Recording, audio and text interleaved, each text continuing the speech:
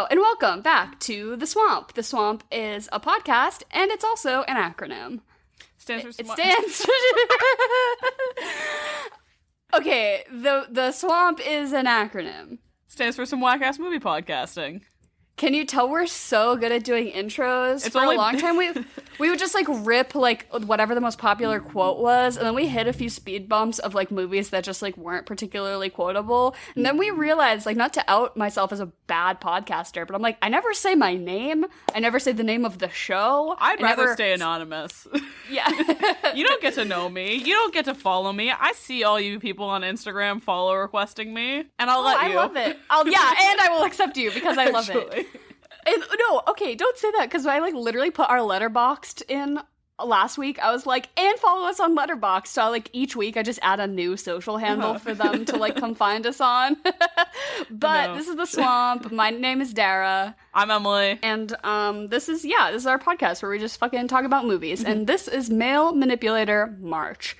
And we were, like, going with, like, red flag movies. Like, if a cis white straight guy in his 20s says that this is his favorite movie, you should probably run. We did Fight Club last week, which was like the one. But this, I think we kind of diverted from the path a little bit because it was gonna get a little repetitive if we just like talked about the Joker. You know, like we're not gonna do that. But so this is more like... Hold on. Watch this month be like... Because we have an extra day in this month than we usually do. Usually we upload 4 for whatever theme or anything like that. But obviously, like, there's 5 Wednesdays this month. This is going to be our Carol. Because all of June, we were sitting there and we said, we're not going to do Carol for Pride Month. We won't do it, and then we finished off with Carol. And then we did it, yeah. Yeah, watch us finish off with the Joker. Yeah. That movie blows, though. But anyways, we're taking a different turn, a bit of a spin on the male manipulator. We're talking about a male manipulator this week, rather than the movies that male manipulators like. I would also say, though, that if a guy is like, oh, I so relate to, I don't know what, like, I think this would be, like, an alt kind of red flag guy. Like, he's, like, an indie alt movie bro who, like, doesn't get, you know, like, he sees himself in this movie a little too much. I think that's the kind of male manipulator we could maybe be coming from. It's a little different than the Fight Club male manipulator, but I think the 500 Days of Summer male manipulator is still a valid genre of, like, shitty movie dude bro. Yeah, he exists. That is for sure. If you identify with Tom, you scare me. If you identify with Zooey Deschanel, you scare me. And guess what? I was talking to Dara about this beforehand, and I was like, I've been both of these people. I don't like this. Which is, like, fucking absurd. Because I'm watching this movie, and I feel like an alien. Like, I feel like I'm an alien who landed on Earth, and this is the movie they're showing me to, like explain, like, what humans are like, and I'm so confused. That's how this movie makes me feel. I'm like, what the fuck are the way they are talking to each other, the way they're interacting with each other? Like, it's just so unhuman and unnatural to me that it makes me physically uncomfortable. Do you feel like we gotta set the grounds? We're gonna fight this week. Yeah. You kind of like this movie, and I fucking hate this movie. So do you feel like, what about this makes it feel, like, alien to you? Like, in a way, like the situation, or is it genuinely, like, the dialogue and the writing of this movie? The dialogue and the writing. Okay. The whole situation is fine. It's just, like, two people who are kind of shitty, not being great communicators in a relationship, both in, like, you know, transitional parts of their lives where they're figuring each other out. That's honestly a great foundation for a movie. A lot of great movies are about those kind of relationships and experiences. It's the fucking, like, Zooey Deschanel being post-verbal and, like, talking like a fucking Animal Crossing character. That's what I was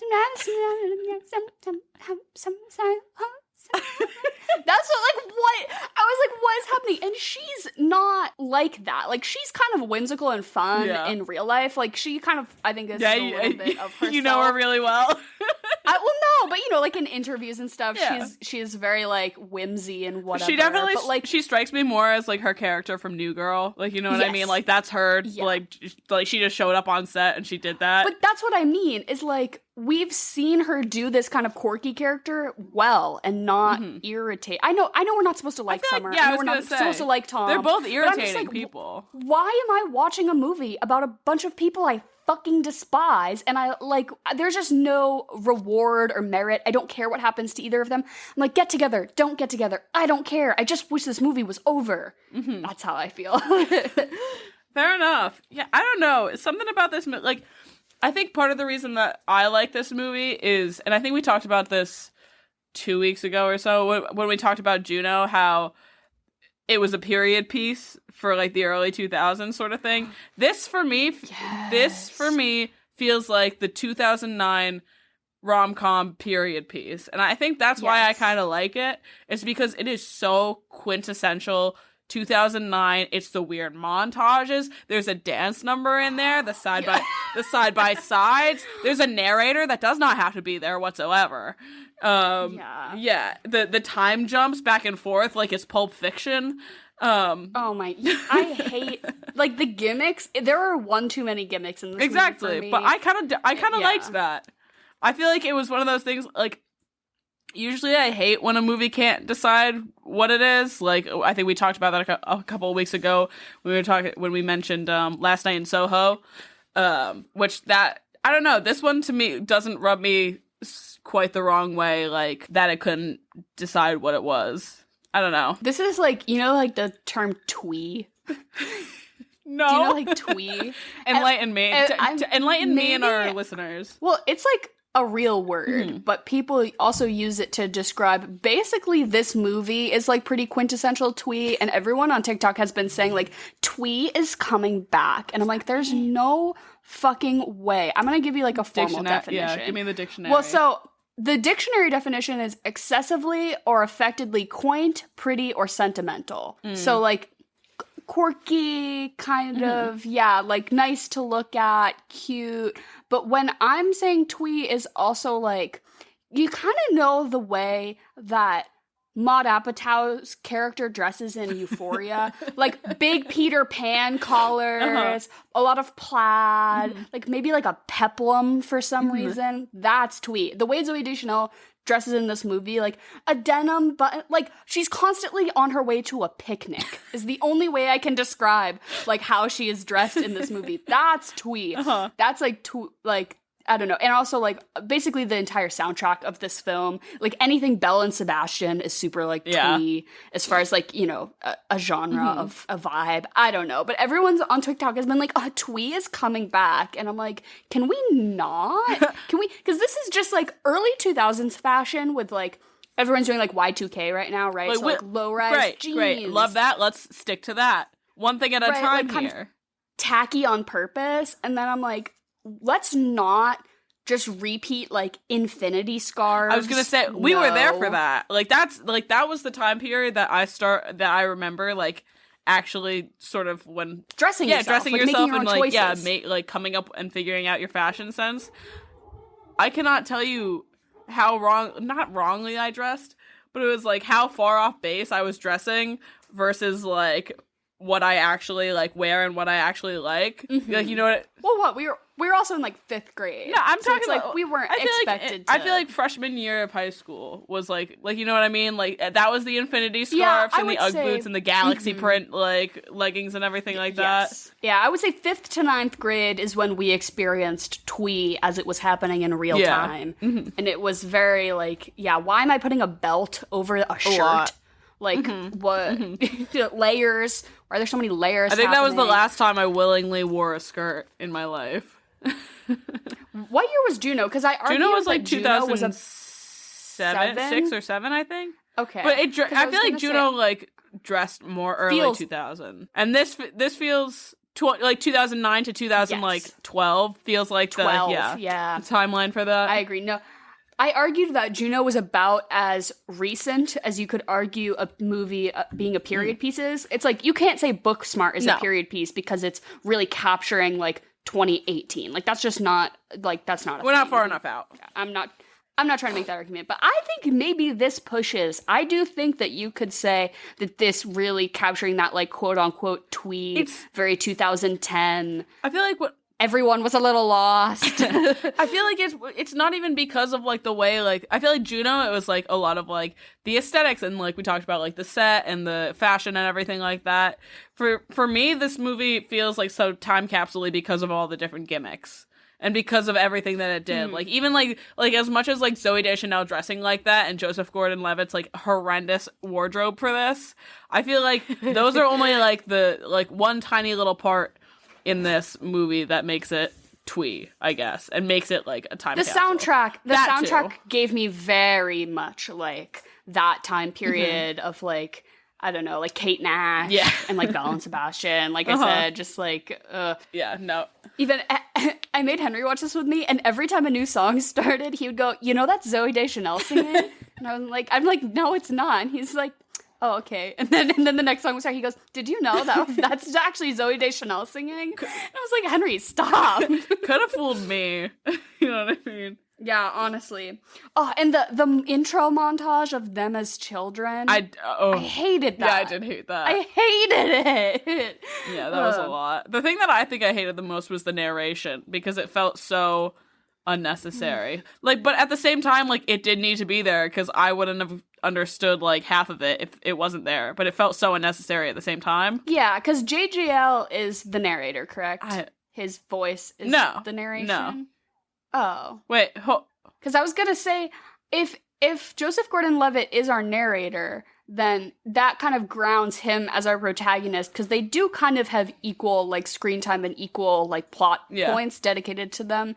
But I think it's more like those side bits with his, like, sister and his friends that I guess clue us in that we're supposed to be on his side. Yeah. Or, like, so we think, or so we're, because we don't really get Summer's perspective. We see all of, Tom's perspective throughout the entire movie, and him like you said, like bitching to his friends and his little sister, and his bout of depression when things go south and everything like that. We don't see Summer. That's an unhealthy relationship to have with your 12 at best. She was 12 years old, I think, maybe. What? And he's his sister. Fucking yeah. Why is he like talking to her like that? That's not okay.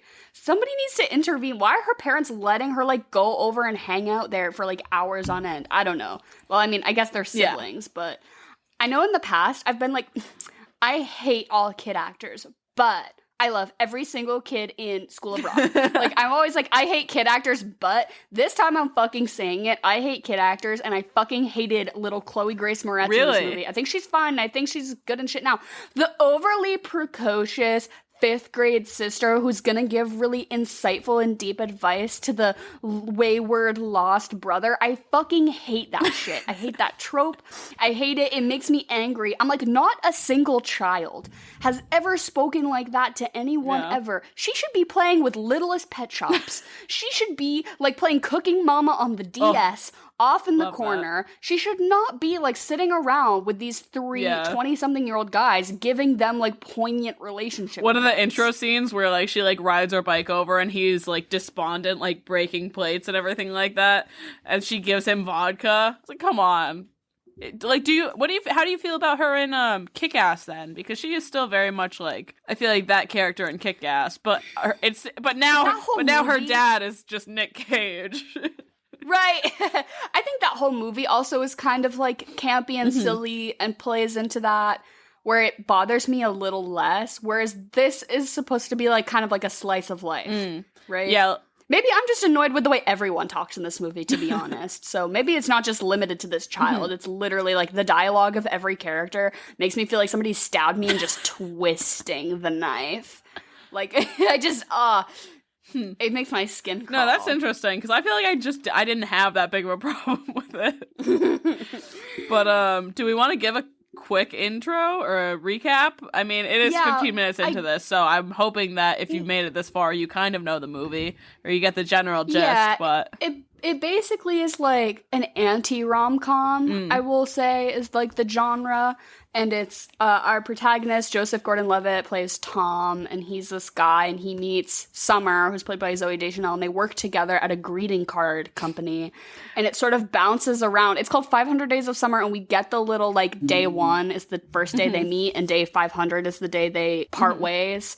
and then it bounces around, giving you the day number of like snippets from their relationship, where it went wrong, where it went right, their little meet cute, you know, how they get together, where it falls apart, they break up, then they kind of semi get back together, a whole thing, and that's just basically it. We just get little snippets from their relationship, and basically her whole thing is like, she is like, I'm so young, I don't really want commitment, I just want to keep things casual, like we can fuck and hang out and go on dates, but like I'm not calling you my boyfriend, and I'm not your girlfriend. And he's basically like, I believe in true love and you're the love of my life. And neither of them just like ever really explicitly have a conversation, express that to the other person in a way that's like not like explosive. I don't know. And that's the whole thing, is basically he's a piece of shit and being kind of manipulative, but she's also kind of a piece of shit. And I don't think we're supposed to like or agree with either of them. Yeah. And you fucking hate both of them. I hate both of them. Well, because I'm just like, you're adults, right? You're adults. Because, like, okay, what is the minimum age these two people can be? 25? I think so. 25 at the youngest. I'm going to put them at, like, 28 because they're, like, living in LA. If he lives in that nice of an apartment in LA His and apartment has is had really that nice. job for however... Yeah, he's had that job for however many years. Let's say he got that fresh out of college. That still puts him, you know, at like, they feel late 20s to me. Maybe it's just because I'm like, I get really millennial vibes from this whole movie. Yeah, like, that's like, true. So they just like feel very much in that age range to me. But I'm like, you're at the youngest 25 and you don't know how to like communicate properly with another human being. Like literally they both need therapy so bad. Zoe Deschanel behaves in this movie. Do you know that movie Nell, starring Jodie Foster, where she was raised in the woods? There's this movie called Nell, and it's basically like Jodie Foster was like raised by wolves in the fucking woods or some shit, and then she like enters society and like doesn't know how to act. Literally the way, that elevator scene where she's like, I love the Smiths, and then she starts singing.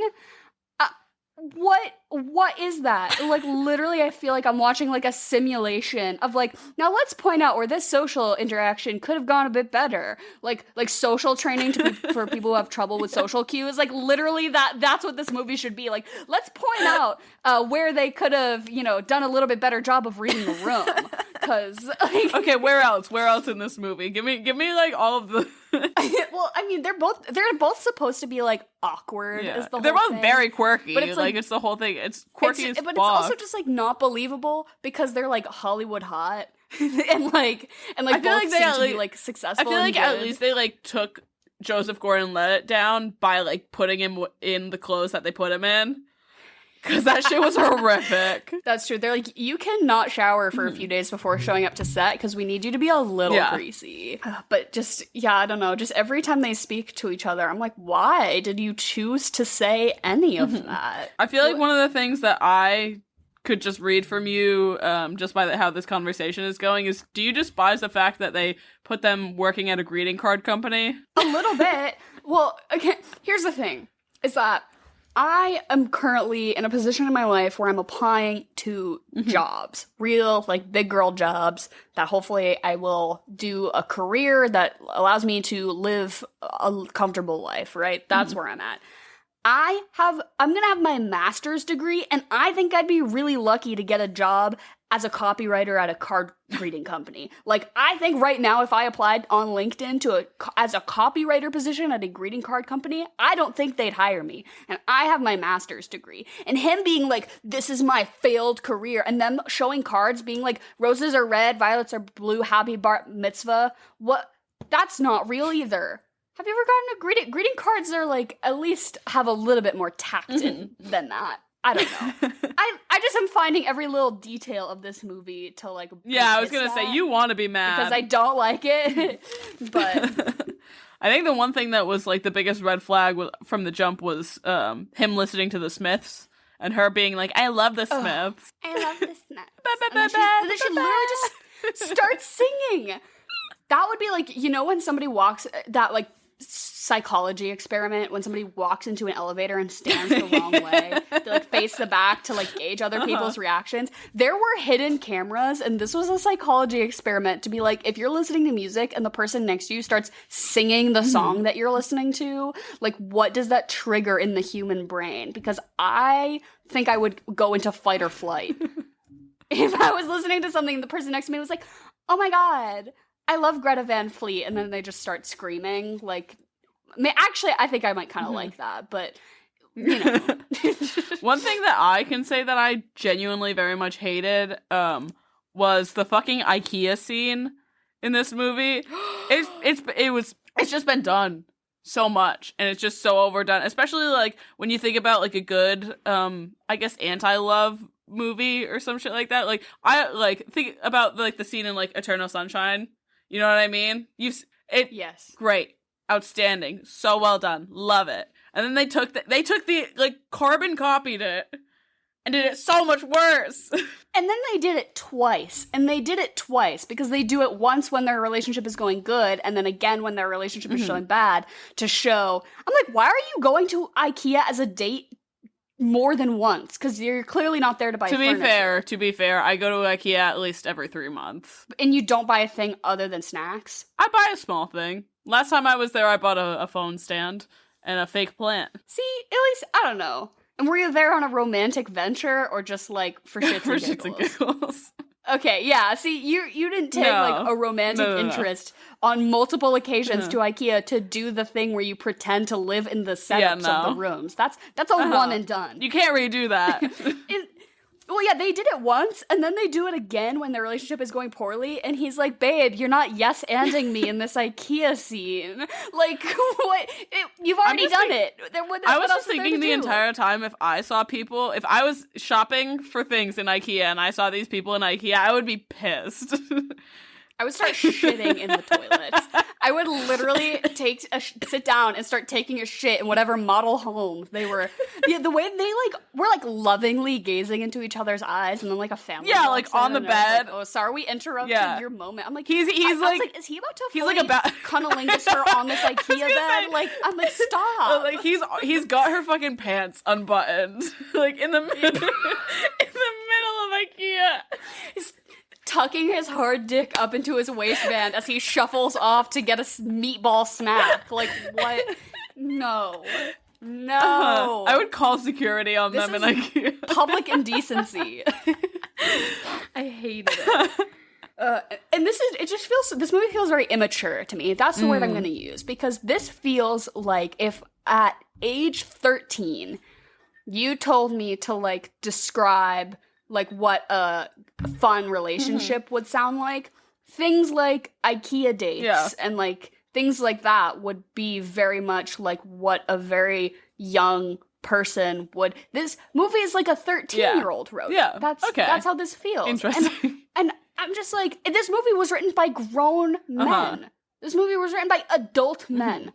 And this about their own lives. The man who wrote this. So the minute I knew I hated this movie, and this was my second time ever watching it. I watched it once when I think I was about 14 from like a Tumblr link, like a, aesthetic movies, because it was like we were living in Twee and this was the hype. So I pirated 500 Days of Summer, and I knew when I was 14 that this movie was shit. I did not like it when I was in the prime age to be receptive to this kind of content. When I was literally in the age group of somebody who thought that going to IKEA would be like the ultimate peak romance. Like if a boy asked me to go to an IKEA date, I would like literally die. And I still didn't like this movie then, and I didn't like it now. And the moment I knew is the intro, a black screen with white sans serif text comes up and says, "This is not a love story. Fuck you, Karen," or like whatever it says, or this is not based on true events. Any resemblance is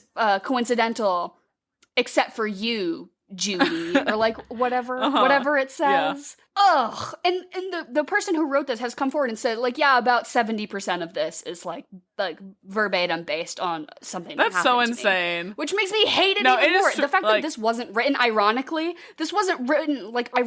like, oh, we're gonna do this thing where they both kind of suck. And no, this was genuine. This was like a genuine represenation. Yeah, no, just the fact that I like hate this it. man was fully probably like 25 plus and acting like this. I was sitting there, I said earlier, I was like, I felt like Tom before. I was like, I felt like Tom when I was 17 years old. When you feel a little awkward and then you say the wrong thing, right? Or like, that's not This in man the way was probably that, like, this man was post- probably 30 years old. Exactly, and post still feeling good about it, being like, I'm gonna write a movie about what happened to me. And I don't know, I haven't actually looked into it. Maybe he has said it was intentional to kind of make it like. Do you think this was his not therapy? Instead of good. going to therapy, he just made this movie? Oh my god, some fucking expensive ass therapy. If I got to make a film to hash out all my personal trauma, What else has this guy done? damn, I'd have. Well, I don't know about the writer, but I will tell you a fun fact that this is directed by Mark Webb, who would then go on to direct the Andrew Garfield Amazing Spider-Man movies. Isn't that whack? They feel so tonally different, and yet it checks out. You're like, yeah, that kind of makes Director a little wise, bit of yeah, sense. that yes. But like I'm not mad at the director here. Because I feel like I said, it feels so intentionally quirky and all that shit. But who is this man that wrote it? Hold on. There's two writers. I'm not gonna try and say their last name because I will destroy it. Who is this first one? Oh man. Do you want to get into this? Do you want to hear this? Yeah, So the I do. top four that he's got on here known for is The Disaster Artist. Fine, good, fine. 500 Days of Summer, The Spectacular Now, and The Fault in Our Stars, baby. Oh, it's all making so much sense now. I mean, I know obviously The Fault in Our Stars is based off of a book, but that movie did not. It was not good. That was a bad movie. Yeah, no, but who? Let me look at Michael H. Weber though, because this was Scott who I'm looking at writer-wise. What has Michael done? Enlighten me. Oh, it looks like they're basically married in these writing ventures. They're a Yeah, team. this is a team. See, if this movie was written by a gay man, if these were two gay men who wrote this movie to like make fun of the way straight people treat each other, that'd be hilarious. Then this is a work of art, because then it would be like a commentary on the way people treat each other in relationships or whatever. But it's not. It's not that. This movie feels too genuine to be doing it in the ironic and smart way that it could potentially be successful. Is my hot take, I guess. Do you have any particularly strong feelings about Zooey Deschanel? Because I feel like this is the one movie that I've constantly sort of tagged her onto. You know what I mean? Like this was her. Oh, to me, it's Elf. See, To me, she's that I hot bitch always from forget Elf. because she's blonde in that. Right? No, but it's like iconic. Zooey Deschanel in this broke. Zooey Deschanel in Elf woke. I just think of her as New Girl. See, Like, I never that is- watched it, that which is her to a me. crime. I think I only think I watched like seasons 1 or 2 It's as they good. were airing, like kind of back in the day. But I know a lot of people like it's their go-to kind of like sitcom-y show, and I don't judge anyone who like Yeah. really likes that. Like people who love The Office a little too much, it's like Yeah. okay, calm down. But people who love New Girl a lot, I'll I'm give like, it to okay, you. you Yeah. can stay. Yeah. But I don't feel any specific type of way about her in either direction. I love how she's really trademarked bangs It's for true. herself. It's the one thing she's got going consistently. It'll never. And like in this movie, I'm like, you're bad. I'm like, you're a bad actor. But I'm like, maybe you were just given a shit script. I'm Probably. like, honestly, I'm more led to believe that she was given this weird twee garbage and was just like, okay, guess I'll roll with it. But like, I feel like unfortunately, she was kind of like she is this movie to me. Right. Like, the way she dresses, the way, that's just, like, how I think of her. Exactly, So, exactly. I don't know if that's a good thing or a bad thing. Yeah, no, but, this is the thing that I attach her to always. I'm gonna say something controversial. But brave. I don't hate the dance number. I liked it. Okay. I think it's the only part of this movie that I liked. Good. No, I think it was the only part, the fact that, like, imagine after every time you get laid, and then as you're walking to work, the people around you start, like, snapping in time, and you're like, we're doing this, and it's really exciting the first time it happens, 'cause you're it's like, one of those hell things, yeah. like, this, I feel like they did nail this on the head, because it's one of those things, like, you get to a certain, like, you're like, oh, okay, like, we're here, you know what I mean? And plus, you just got laid, like, you're sitting there, I'd do a dance number. Imagine, though, I like to imagine that, like, he has to do it every time they fuck, though, so, like, after time 2 or 3, it's getting real old. He's like, I'm running a little late, I don't have time for the somersault today, like, I'm just trying to walk through the park, my back kind of hurts. He's like, the sex was just okay. Here's the thing is, I bet like, they only ever did it, like, 5 times. Right. And also, okay, the fact that, this is another thing that pissed me off. When they decide to, they're like, we're gonna do something so crazy and spicy. We're gonna have sex in the shower. And then it's a fucking clawfoot tub. Dude, right? You're asking to fucking literally to crack your skull open. Thank you. I was looking for the word. Scene of the crime. Blood on the tile. Those shits are slippery. That's porcelain. That is slippery as hell. It's like the kind of clawfoot tub that has the shower curtain that wraps all the way around it because it's, like, not attached to your wall or anything. And I'm like, what feasible position could you possibly, without laying down? Literally. Like, she's getting waterboarded while she does this. She jumps. Like, she like jumps. And I'm like, JGL is 130 pounds soaking wet here. He is not going to be able to support your entire weight in the shower in a way that's even a little bit pleasurable. I'm like, what are you even He's just pulling here? Muscles at that point. Tearing his ACL, his MCL, throwing his back out, meniscus, the whole deal. And then he has to go and... Hey, babe, let's really spice things up tonight. How about we tear your ACL?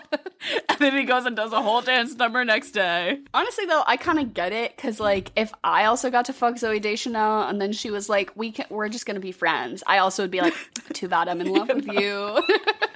Oh, shit, this is about that's a bummer for you. This is about to be really complicated for me. But I guess this is a good lesson for, I don't know, for anyone. Just be honest with your partners and your friends and people. I don't know. Just tell people how you feel. Because if you keep that shit bottled up, then that just means you're Joseph Gordon-Levitt, and that means that you fucking suck. I'm just going back to the dance number because I really liked it. The choreography, outstanding. Really good. I loved it. The little fucking cartoon bird, great. The song choice, amazing. Right. Sorry, I just had to get that off my chest.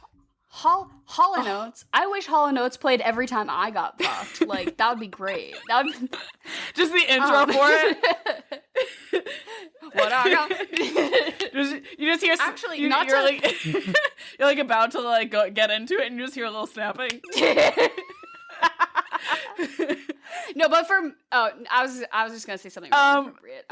But to turn a really sexual conversation kind of wholesome, but not really. Jen and I were supposed to see Hall & Oates live, but then the pandemic happened, so it got canceled. But it was like literally what was it? It was like November of 2020. Like it was like when shit hit the fan. And we were like, maybe it'll still happen. And then it got pushed back like 7 or 8 different times.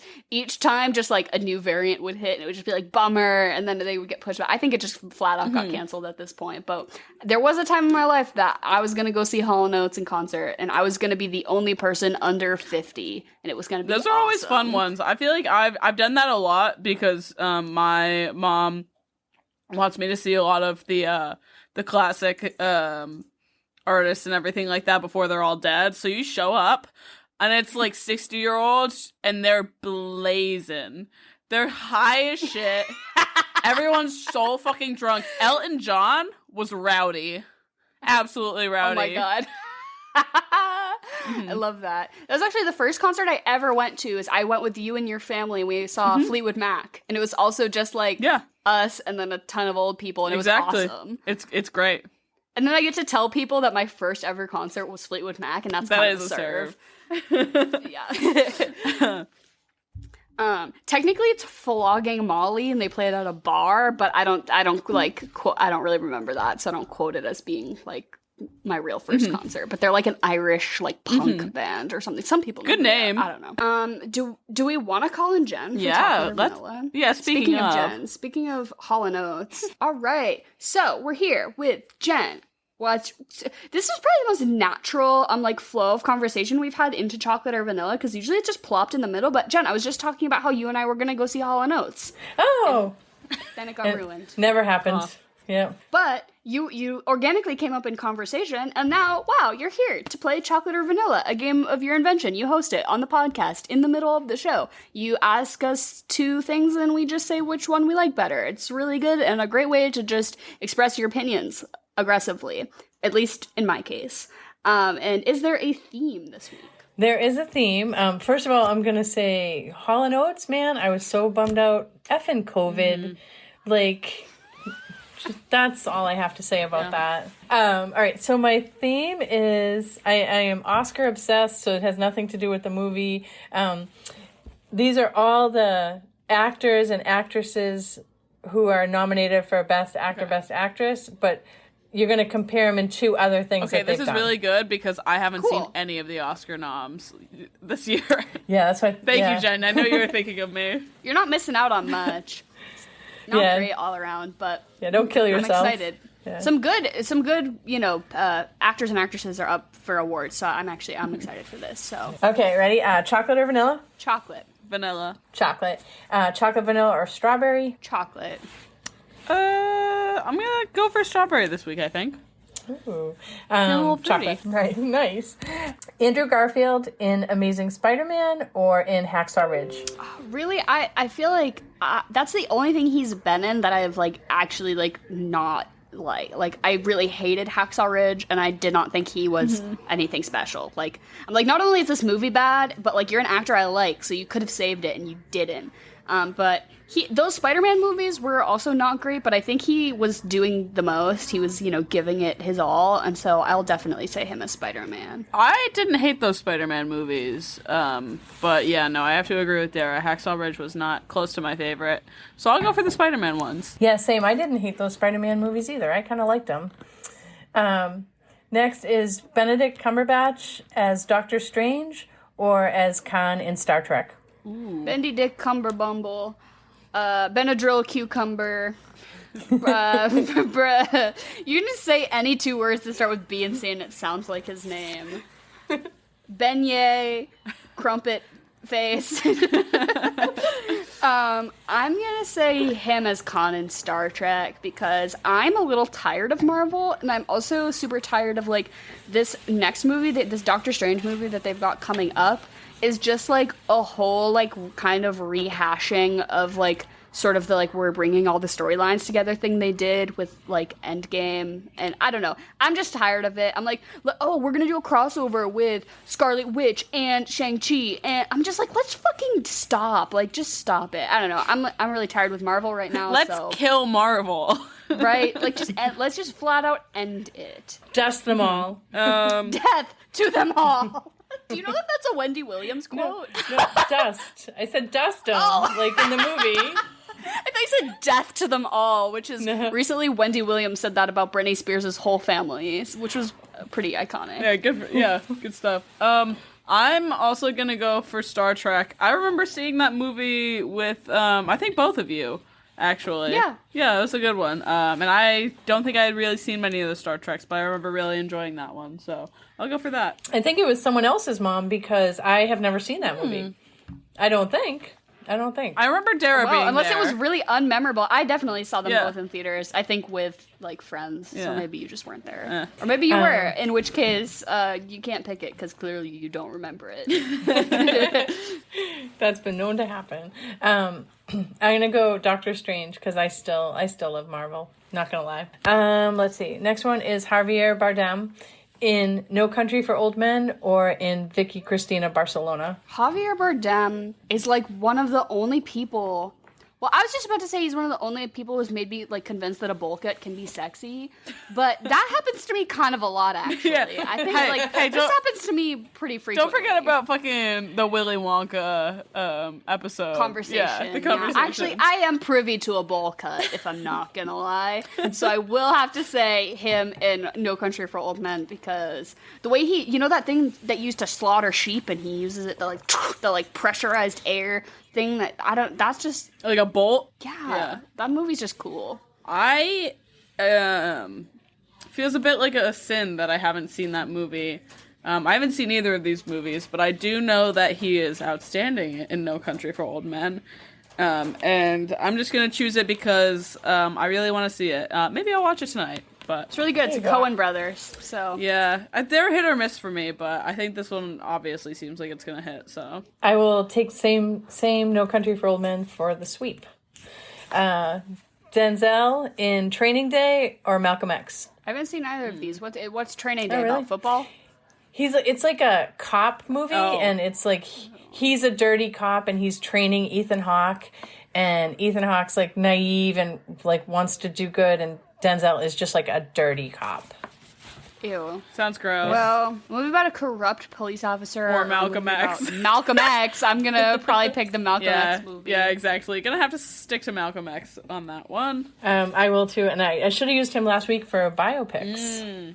All right, here's the three choice. Will Smith in Fresh Prince of Bel-Air, Aladdin, or Bad Boys? Fresh Prince. Fresh Prince. It's iconic. Same. They did not need to remake Aladdin, and they certainly did not need to make Will Smith like the genie like that. Yeah. I don't know.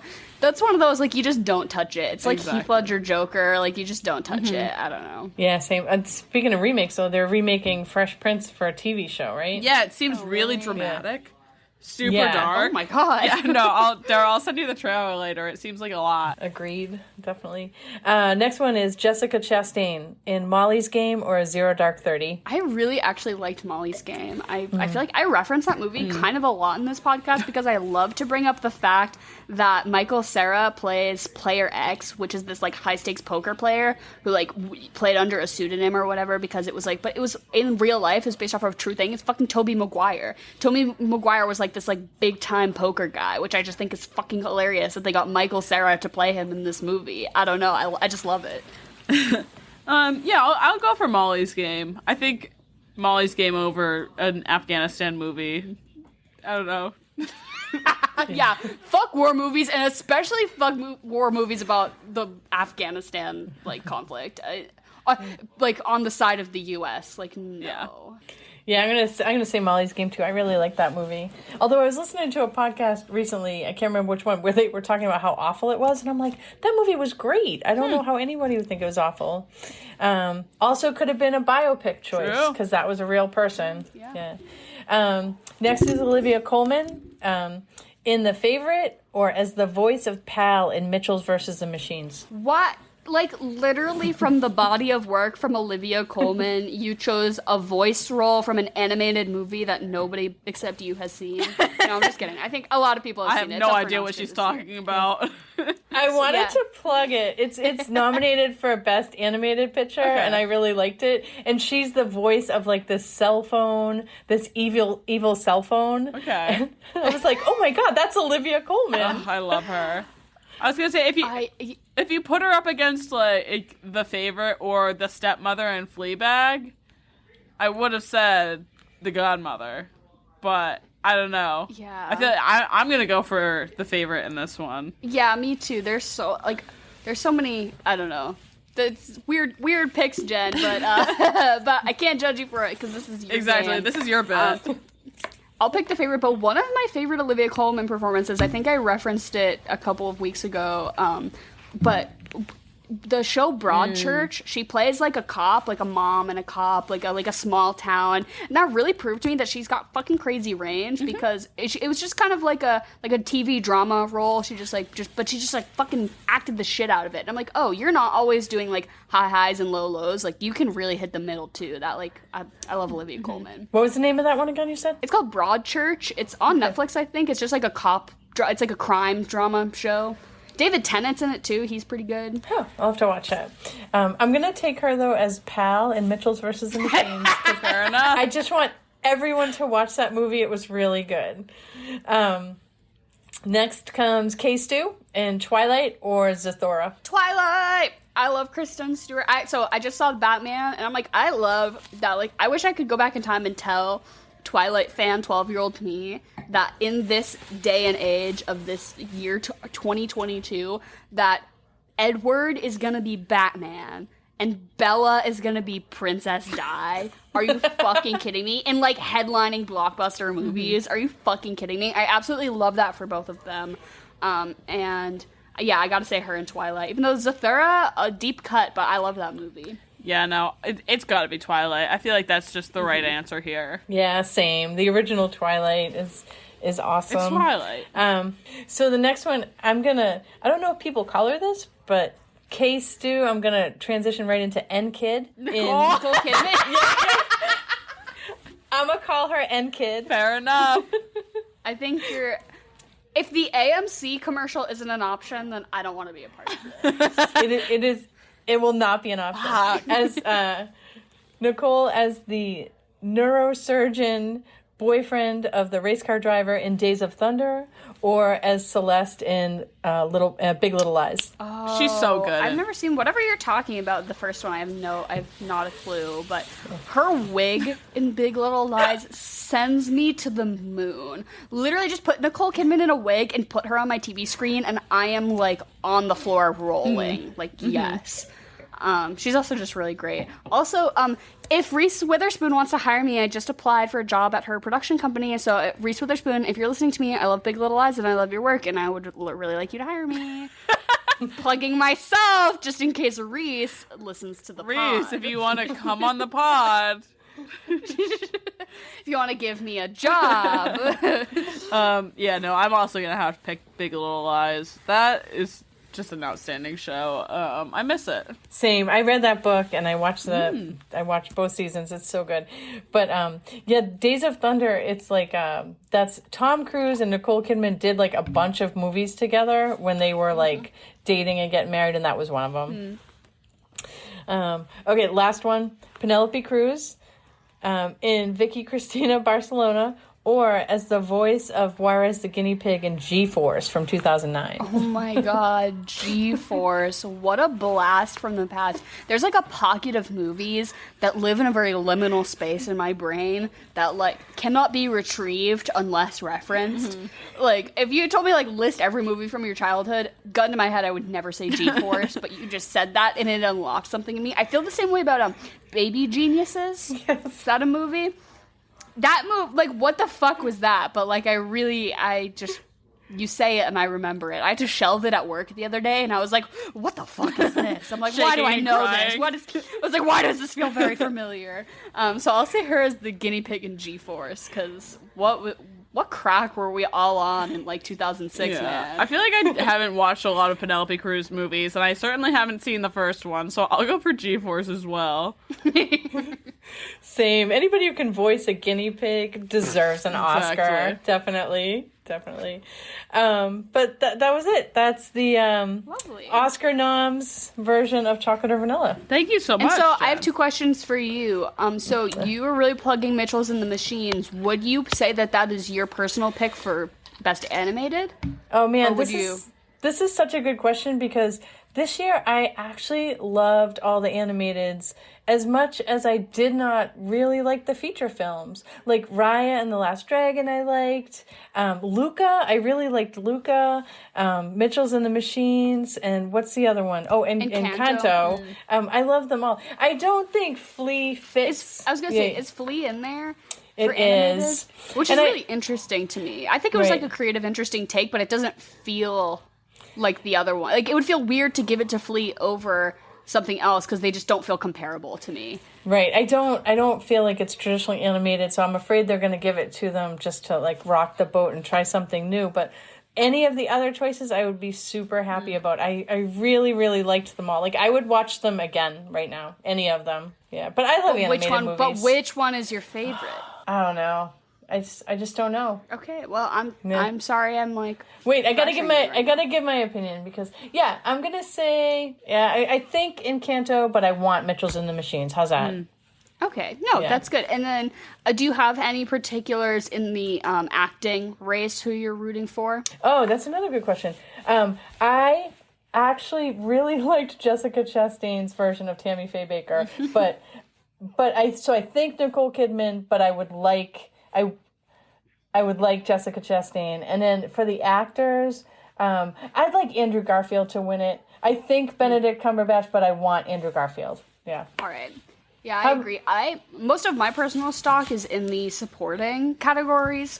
I don't really care too much about these big ones, but like I really Kirsten Dunst. I thought she was great in Power of the Dog, and also Cody Smith McPhee, I think is his name, also in Power of the Dog. If the two of them won, I think that would be baller. I also love that Jesse Plemons is nominated too. Just I don't know. I thought that movie didn't really strike me, but I thought that all the acting performances certainly were commendable. Which I think is the opinion for being the Ricardos. The actors all got nominated and the film did not. So I think everyone's loving the acting but not caring about the film, Yeah. Interesting. Yeah. Well, anyways, thanks for making me think about that actors. Maybe I'll go and watch some of the ones I haven't seen now so I can feel up to date. Or maybe I'll watch Mitchells and the Machines to see fucking Olivia Colman as a phone. Because that's intriguing. I think you're going to like it. So as always, thank you, Jen. And we love you and we appreciate you. I love you guys too. Have a great night. Thank you. Bye. Okay, bye. I do think we hit, I do just want to say, like, when... oh my god, I was literally just about to call her Autumn. When Summer leaves the job or whatever, when she like quits and goes somewhere else, and then they replace her with Yvette Nicole Brown, who... How could you be mad about that? Right? He's like always like glaring over at her, and I'm just like literally an upgrade. Go flirt with Leave Yvette her Nicole alone. Brown because... Right, like stunning icon. Like, I want a movie about her and her only. I don't give a shit about you, Tom. So the whole time I loved that she was in this movie, and I did not even know it for a second. Like, I don't think I knew who she was, or it would have recognized her like from Drake and Josh when I watched this the first time. But like now, tried and true stan, I was like, yes, that's my fucking girl. I would fuck and marry Yvette Nicole Brown. Yes. But do we want to get into it? Yes. I mean, speaking of fuck, marry, kill, it's tough because there's. I feel like we can't say there's a main three because there's a main two. Well, so who do you put in as the third? I mean, like his friend, I guess. There's that friend. Which one? Well, I'd rather say Matthew Gray Gubler because he's just hot. But my only note is I said Matthew Gray Gubler is named Paul. Smash is all like the okay, only fine. Yeah, we'll throw him in this there. We'll throw him in there, and I think we're both gonna marry him. Correct? Yeah. Yeah. Oh yeah. I'm gonna fuck Zoe Deschanel, and then I'm gonna kill Tom. Yeah, exactly. This one was too easy. Then from the whole movie, do we expand it out? What do you think? I want to marry his boss, actually. I was gonna say he seems really sweet. Coulson? That little, like, they do the, and again with the quirky thing. He's like, I've been married exactly. I've been happily married for 12 years, and it was He was really like, she is the cute. light that guides me home, type shit. Yeah, no, I'm gonna marry him. I'm gonna marry his boss. I'm gonna marry his boss, and then I guess I'll fuck Matthew Gray Gubler. And I'll still kill Tom. Yeah, literally fuck Tom. I read somewhere that they were like really feeling like contentious about that like little interviewee documentary style sequence of like asking people about like what love is or whatever. And so they like ran it through a bunch of like test groups and like people really liked it. But I'm like, this movie just another bit. Just another bit. Right, I'm like, every gimmick known to the rom-com genre, I'm like, why was this the one you felt weird about? I'm like, what, did you also do that with, like, literally every single other thing? I'm like, there's so many weird bits in this movie. Why the amount of screening they did, and they just took one bit out for every, screening. Yeah. And they're like, okay, they all scored really well, so they all go in. They all did great, so just, they're like, what cheesy bit should we do for this movie? All of them! And then we're like, let's screen a bunch. Oh, actually, all of them. But those are really good choices. I still feel like I want to marry Yvette Nicole Brown just because She just is my wife. And then, like, I really still want to say I would fuck Matthew Gray Gubler because they, like, tried to make him, like, undesirable. No, in this I movie, still desired him. I'm like, they're trying to make him, like, gangly and greasy right now, and it's just Exactly. This is doing the opposite of what they want. I did like his bit too in the little like love documentary where he's like, I could describe my perfect woman, the girl like, that I like my girlfriend. She's like, she's not perfect, but she's good. Yeah. And I was like, oh, she's not perfect. Nice. I think the quote was like, she's not my perfect woman, she's better, or something like that. And I was like, oh, it's so nice. Oh, and then like literally, can I kill Chloe I knew Grace you were gonna say. I want to kill this child, like so fucking annoying. We opened up Murdering Minors with a Ladybird episode. So.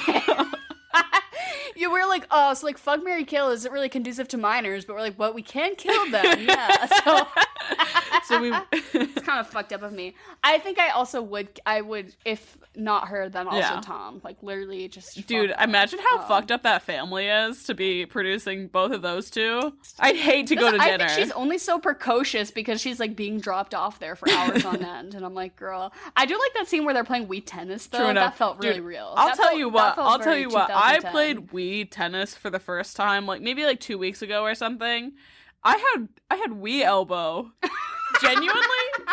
Genuinely, my body fucking hurt. Like, my right arm was sore for probably 2 days after I played Wii. I bowled, I played baseball, I played tennis, and my shit was fucked up. For a long time, I like squatted in Henry's apartment that he shared with a friend we went to high school with named Cole Amadeo. Shouts out Cole Amadeo. And we were all playing Wii bowling once, and I wasn't wearing the strap like a loser, and I like bowled too hard, and the thing flew and dented their wall, and they were like, if we don't get our security deposit back, that's on you, Dara, because you are too drunk and Wii bowling too hard. And they still got it back. So it wasn't a big deal. But for a long time, I was like, I'm gonna owe these guys like $400 because of a Wii bowling incident.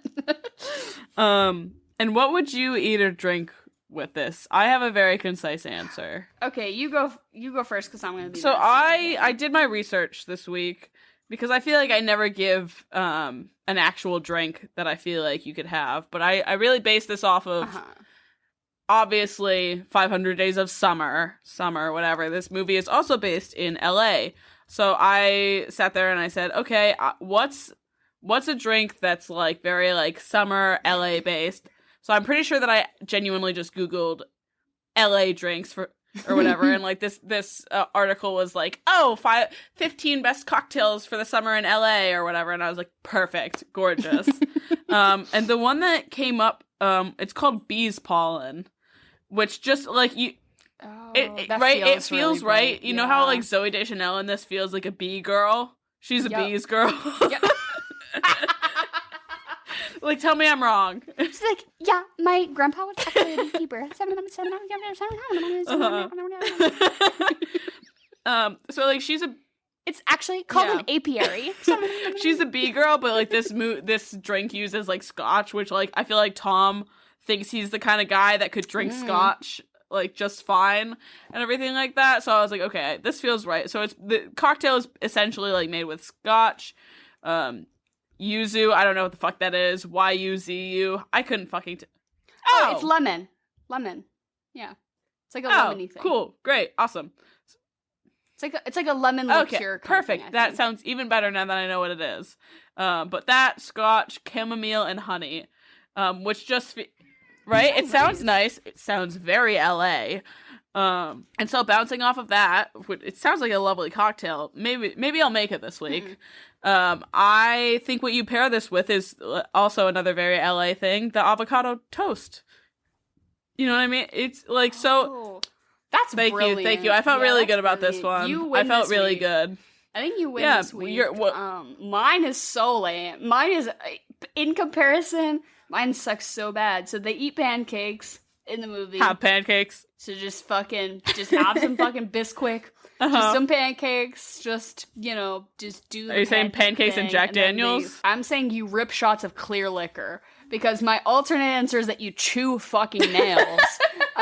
Because this movie sucks. But when they're doing karaoke, they're just like ripping. True. Like presumably vodka, but just like clear liquor of your choice shots. And that's what I need for this movie is when I'm drinking clear liquor, I also need a carb on hand to like neutralize, you know? So like if I'm ripping vodka shots and eating pancakes, that honestly sounds like an okay time. And that might make this movie feel like if you're tolerable. You win for like tact and creativity, and I think you're being real with directly referencing specific scenes in the movie. Yeah, no. I feel like at least put like, you know how like they do like bacon pancakes and you put like the bacon in the pancakes. I've been fiending for those lately. I've had a bit of a boner for some bacon pancakes. So I think Friendlies is a very like New England experience, because I don't think they had Friendlies outside of New England, but there were these like chain restaurants that are like actively failing, like there are very few left. But it was like an ice cream shop / like restaurant that also did breakfast. I don't know. It was just kind of whack. But like I think any kid who grew up in New England like knows what Friendlies is. And they had M&M pancakes. And so at like a very young age, my mom kind of like took this, and whenever we'd have pancakes, she would just like, you know, when we were at the grocery store, like I don't know, wherever, she'd just grab a thing of M&Ms and like put them in the pancake mix for us, M&M pancakes. And I thought that this was like a thing that everyone did. So then as an adult, I'd be like, oh, like chocolate chip pancakes? Nah, M&M pancakes. And people would be like, what the fuck are you on? Like literally like, what the fuck? So M&M pancakes are fire as hell. Superior to chocolate chip pancakes in my opinion, because you also get that candy coating shell and a little bit of like color. I don't know. I think they're called tie-dye pancakes on the Friendlies menu. Have some fucking, put M&Ms in your pancakes, hella maple syrup, run that shit. That's my suggestion. Yeah, you eat the pancakes that a child would eat because they act like a child in this movie. But what would you follow this up with? Do you have a specific movie, or do you have a handful? You know me, like loose handful. It's tough because I originally was like just thinking about like other JGL movies I wish I was watching. Don John, which is like the opposite of this movie. Right, he's like a good actor, right? And so I'm just like, okay. I think the winner for this year was The Hurt Locker, which I also fucking hate. Which is, I don't know, like Avatar came out this year. Inglourious Basterds, that's okay if we're doing like same time period. Why am I like being drawn towards The Truman Show? Whatever works for you, dog. I think, I'm coming full circle. This movie makes me feel like alien, like human interaction. It's written in such like a rigid and weird way that like makes me uncomfortable. And The Truman Show, I think, is like about a person who that is actively happening to, and it's like being like, you know, he's being raised in a television environment, so it's like he's actively being raised to like act fucking strange. I think I would enjoy watching The Truman Show after this, actually, because I think it would give me a little breath of fresh air. So I'm gonna say random, like drawn from the cloud. Okay. I'm gonna say I like that. I'm gonna go with, so this, like you said before, this is sort of like the anti-rom-com kind of thing. But I'm just gonna suggest my favorite rom-com, which is About Time. It's Donald Gleason and Rachel McAdams, and he is basically like a time traveler sort of thing, and he can go back and forth, and it's him, which I like sort of the time jump from a relationship where like 500 Days of Summer like jumps around the relationship a lot, and this sort of does too. Like it's got a kind of like back and forth like timeline wise. And I don't know, I just think it's really sweet. I really like it. I think it's a great rom-com. Yeah, that's it. I just like it. Also, Rachel McAdams is like the rom-com queen. Right? I like it's because I have a crush on her, really, is what it is. Yeah, truly. She's like, she's just, I don't know, she just does it all. She's so good. But I just like feel like I hate rom-coms. I think you'd like this one. I think you would like this one, actually. Right, yeah. And it's interesting because I think I hate it, and then I look at like, you know, the spread, and I'm like, oh, I haven't seen any of these. So I'm like, maybe I don't hate it. Maybe I just like don't choose to not engage with it.